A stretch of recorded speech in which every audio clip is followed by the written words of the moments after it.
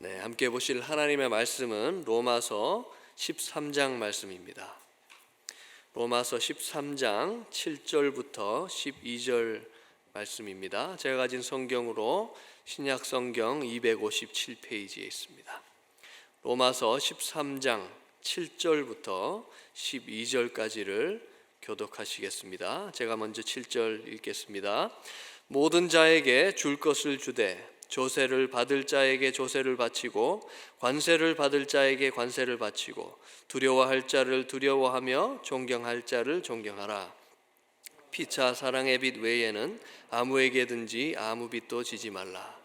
남을 사랑하는 자는 율법을 다 이루었느니라.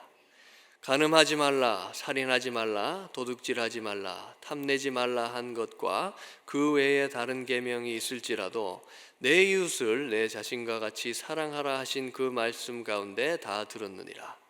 사랑은 이웃에게 악을 행하지 아니하나니 그러므로 사랑은 율법의 완성이니라. 또한 너희가 이 시기를 알거니와 자다가 깰 때가 벌써 되었으니 이는 이제 우리의 구원이 처음 믿을 때보다 가까웠습니다.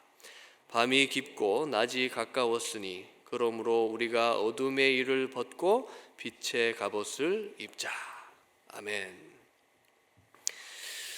작년에 많은 사람들에게 큰 인기를 끌었던 드라마가 있습니다. 한국에서는 전 연령대에서 시청률 1위를 기록했던 그런 드라마인데, 여기 계신 분들도 많이 보셨을 텐데요. 슬기로운 의사생활이라는 드라마입니다.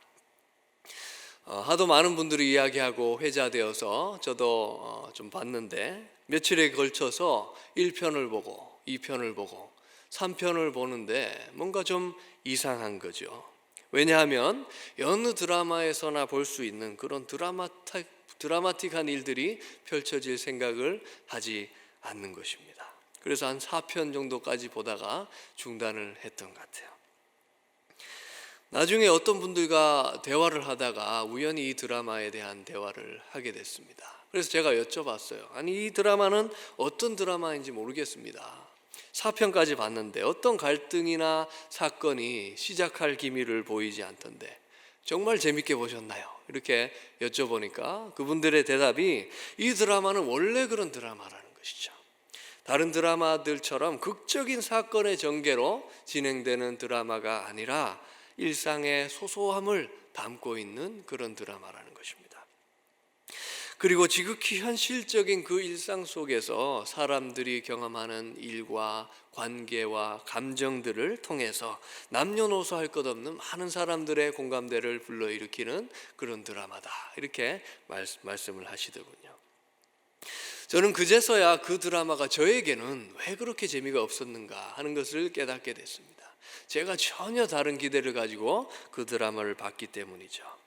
그 드라마가 강조해서 보여주려는 일상의 이야기들을 저는 그냥 쓸데없는 이야기, 그냥 지나가는 이야기, 드라마틱한 그 사건들을 소개하는 이야기로 오해하고 봤기 때문입니다.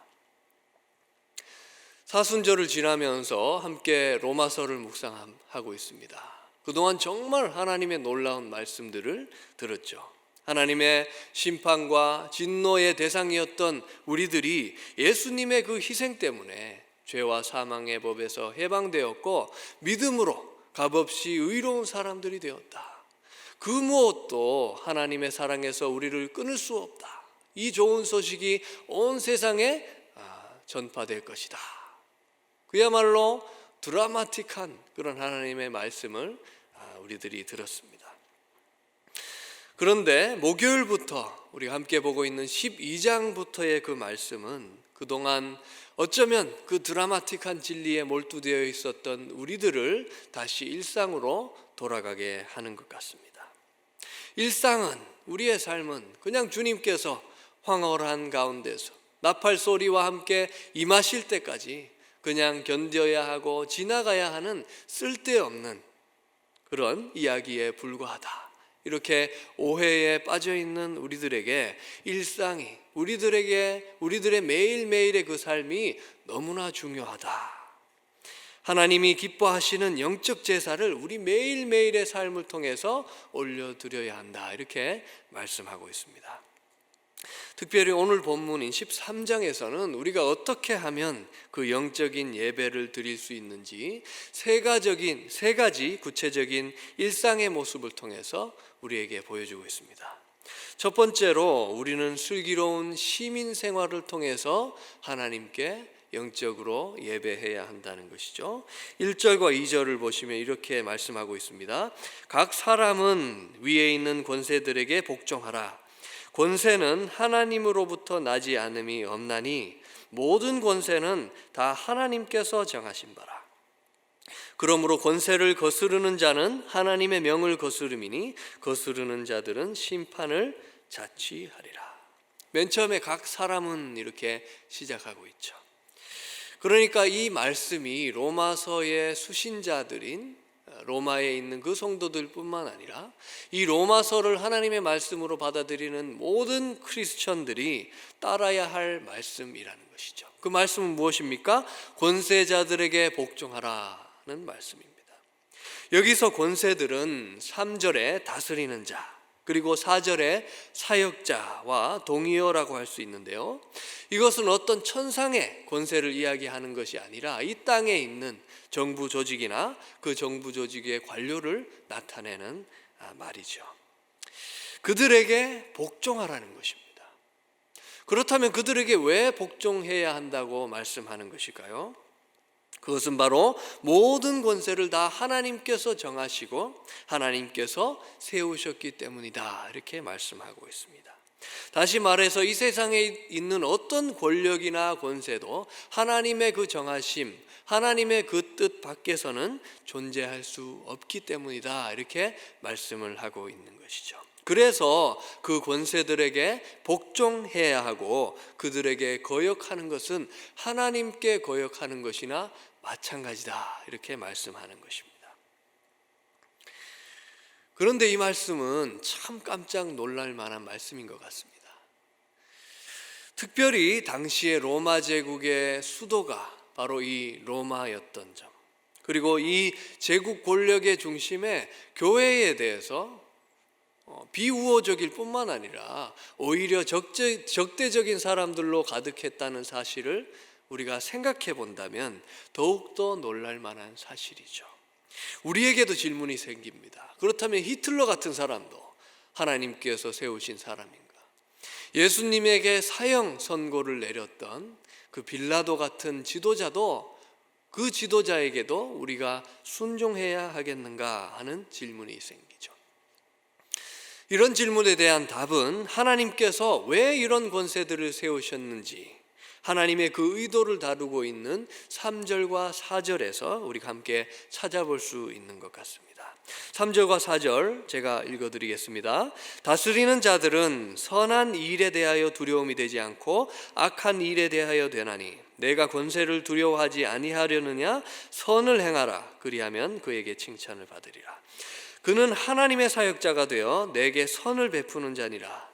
그러나 내가 악을 행하거든 두려워하라. 그가 공연히 칼을 가지지 아니하였으니 곧 하나님의 사역자가 되어 악을 행하는 자에게 진노하심을 따라 보응하는 자니라.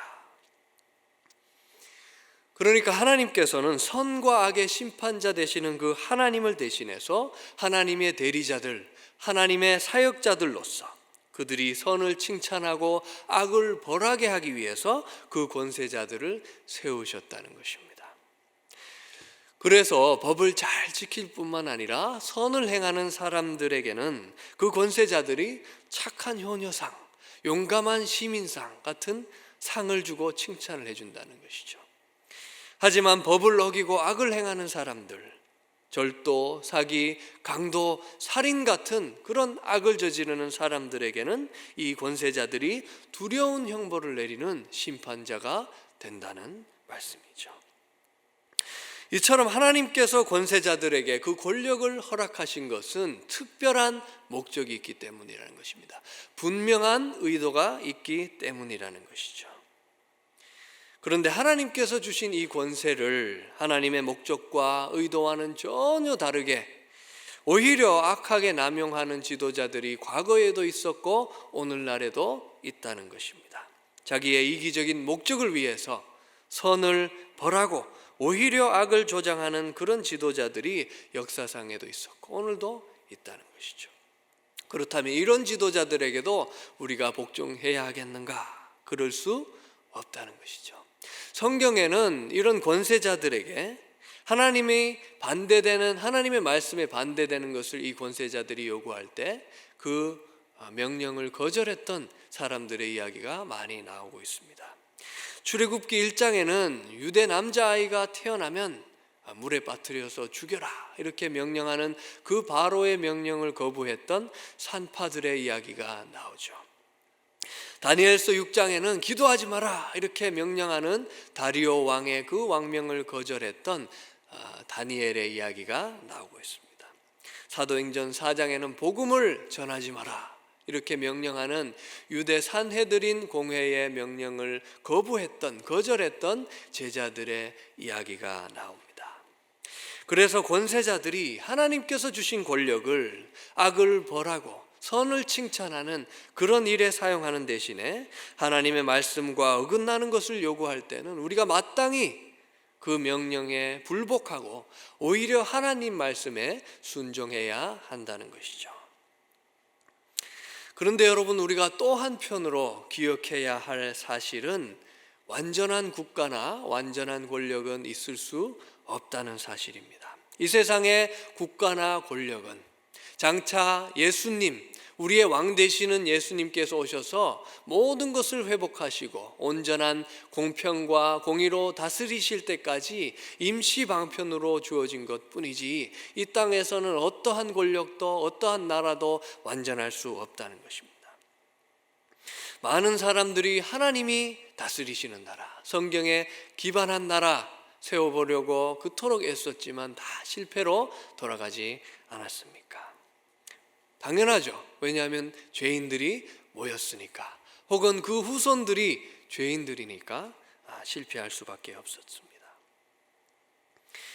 하지만 그렇다고 해서 우리가 무정부 상태에 살아갈 수는 없는 거 아니겠습니까?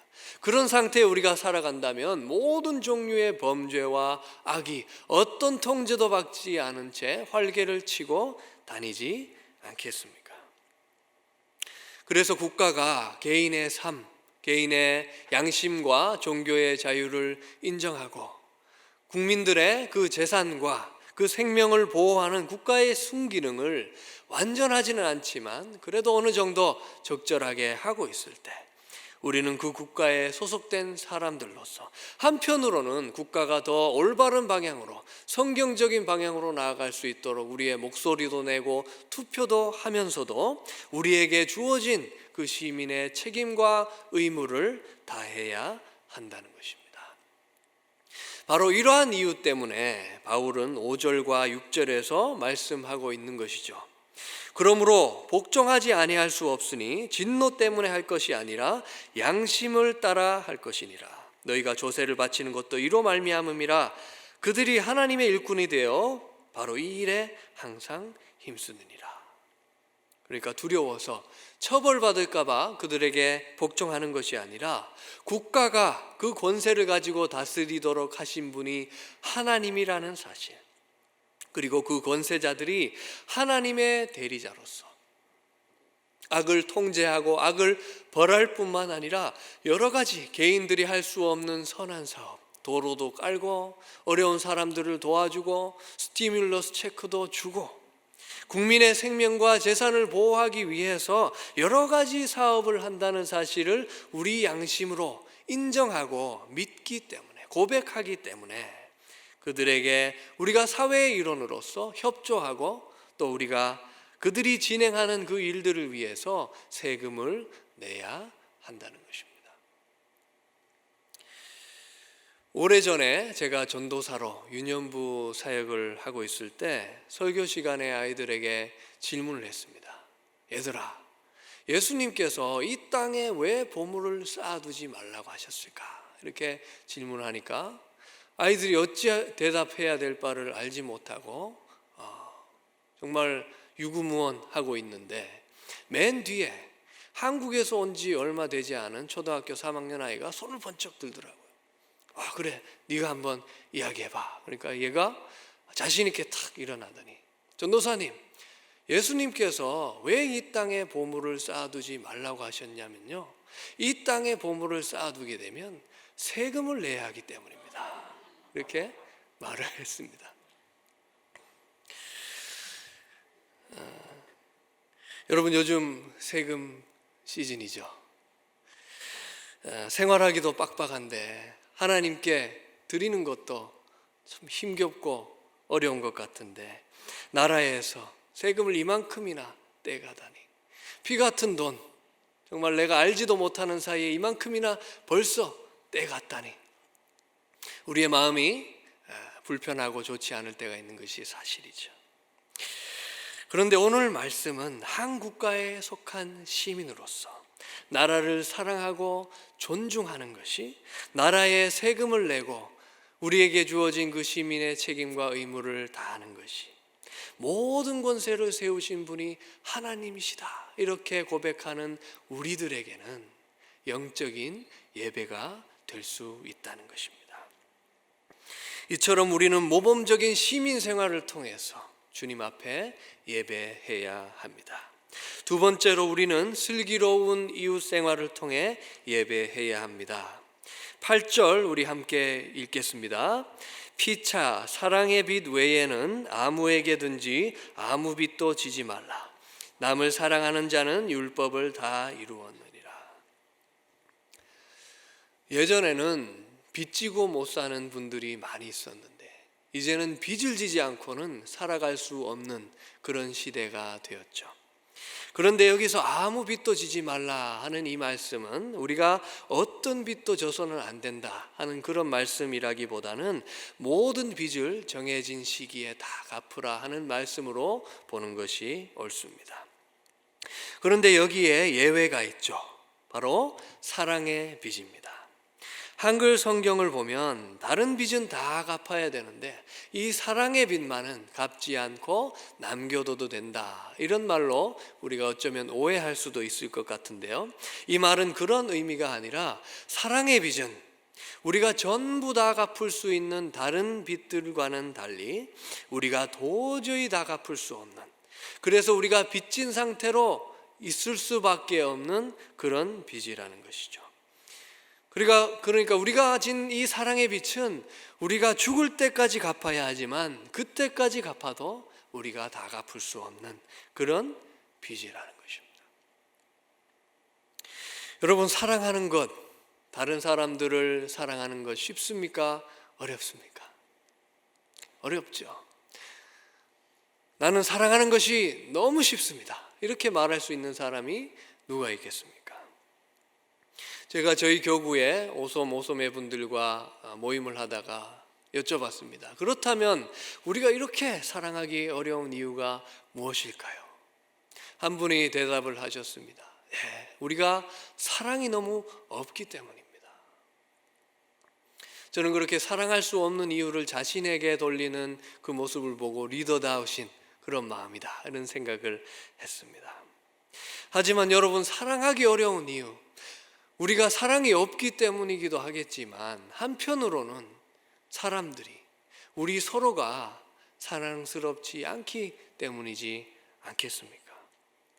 우리 눈에 정말 사랑스러운 것 같은 그런 사람들도 함께 살아보면 꼭 그런 것만은 아니라는 사실 우리가 잘 알고 있지 않습니까? 나 스스로도 나 자신이니까 있는 그대로의 모습을 받아주고 사랑하는 것이지, 우리가 남의 시선으로 우리 스스로를 바라본다면 나 역시도 그렇게 사랑할 만한 사람이 아니라는 것을 우리가 또한 잘 알고 있는 것이죠.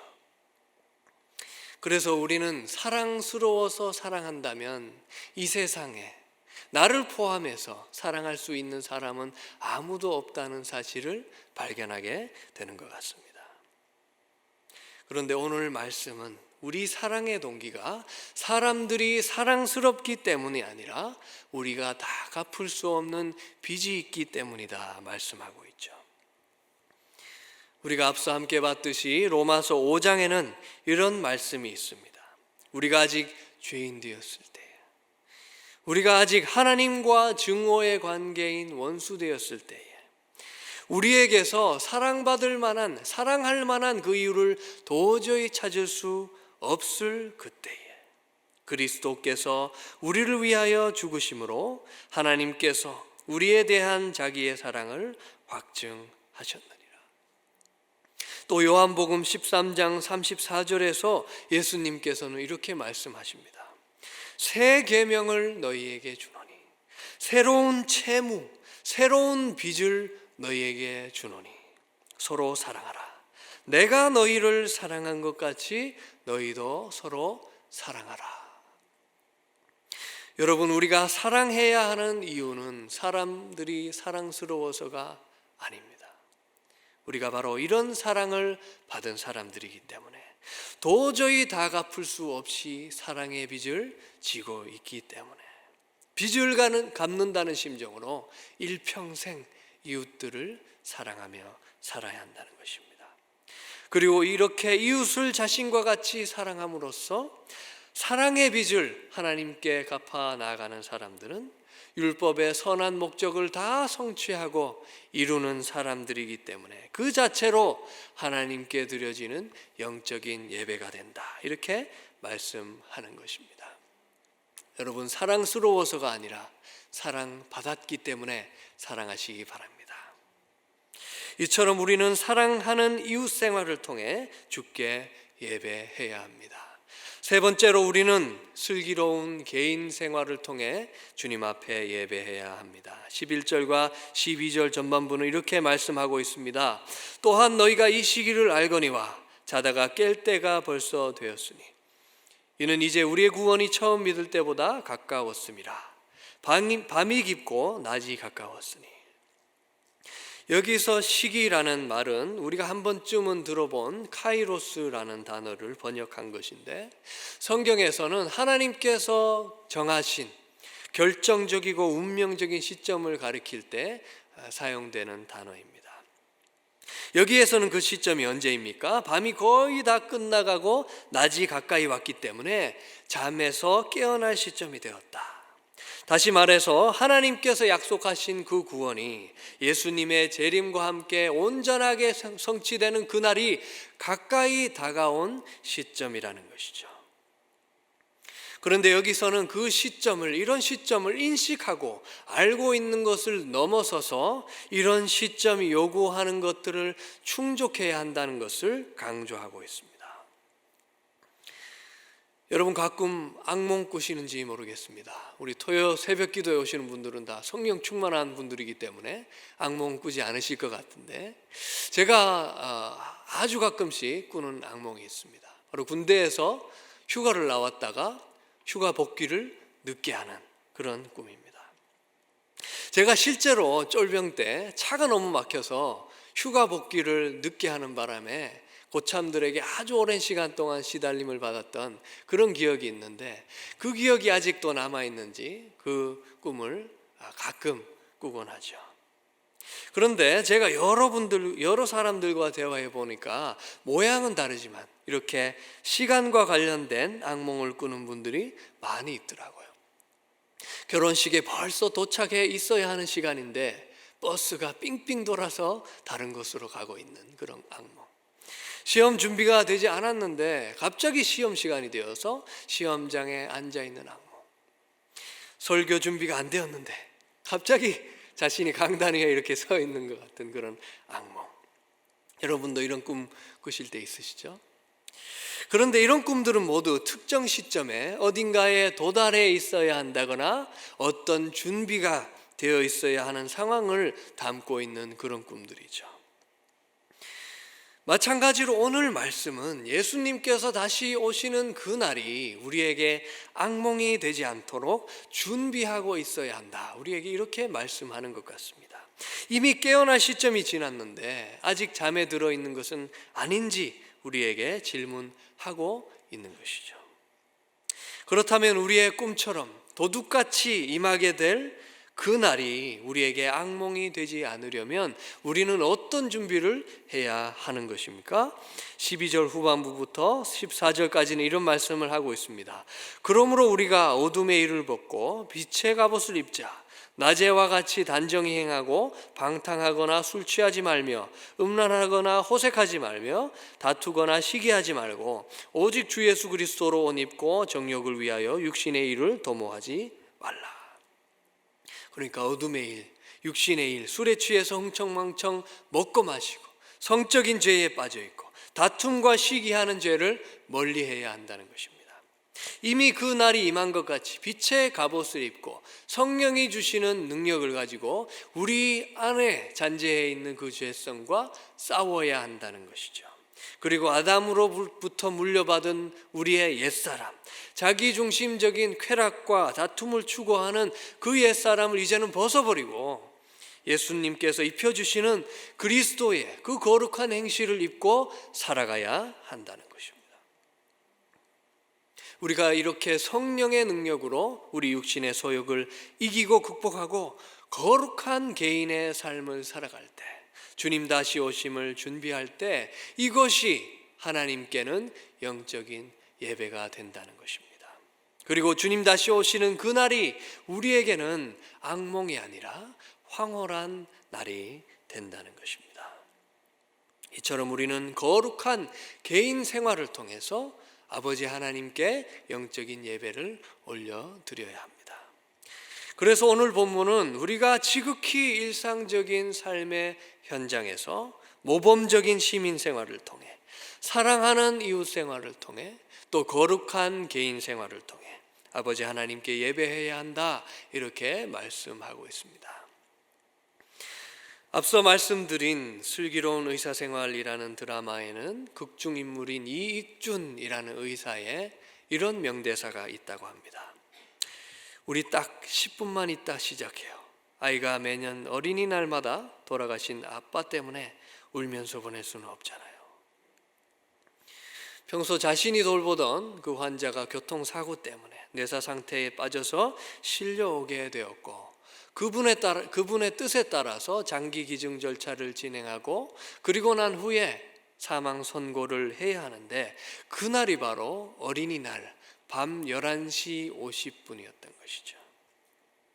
그런데 그 환자의 남아있는 아들 원준이가 매년 어린이날마다 돌아가신 아버지를 기억하면서 슬퍼하지 않도록 10분만 늦춰서 5월 6일 날 이 모든 절차를 진행하자, 이렇게 말했던 것이죠. 온갖 피로와 스트레스, 환자들의 불평과 불만, 기쁨과 슬픔이 공존하는 그 치열한 삶의 현장에서 한 의사가 보여준 잠깐의 아주 작은 차이가 많은 사람들에게 너무나 큰 감동을 주었다는 것이죠. 하나님께서 우리들에게 찾으시는 것도 마찬가지일지 모르겠습니다. 어떤 대단한 최상보다도 우리의 일상, 우리가 일상 속에서 올려드리는 작은 예배를 하나님께서는 찾고 계신 것이 아닐까요? 사랑하는 열린문 가족 여러분, 하나님께서 모든 권세 세우셨음을 믿기에 도저히 다 갚을 수 없을 정도로 사랑의 빚을 지고 있기에 다시 오실 그 예수님 바라보며 살기에 모범적인 시민으로서, 사랑하는 이웃으로서, 거룩한 개인으로서 우리의 지극히 일상에서 작은 차이를 우리가 보이며 살아갈 때 그 삶은 하나님께는 영광의 예배가 될 것이고, 이 땅에 있는 많은 사람들에게는 하나님의 선하심을 전하는 노래가 될 것입니다. 최상의 예배보다도 일상의 예배 올려드리는 우리 모든 열린문의 지체들 되시기를 주님의 이름으로 축원합니다. 함께 기도하시겠습니다.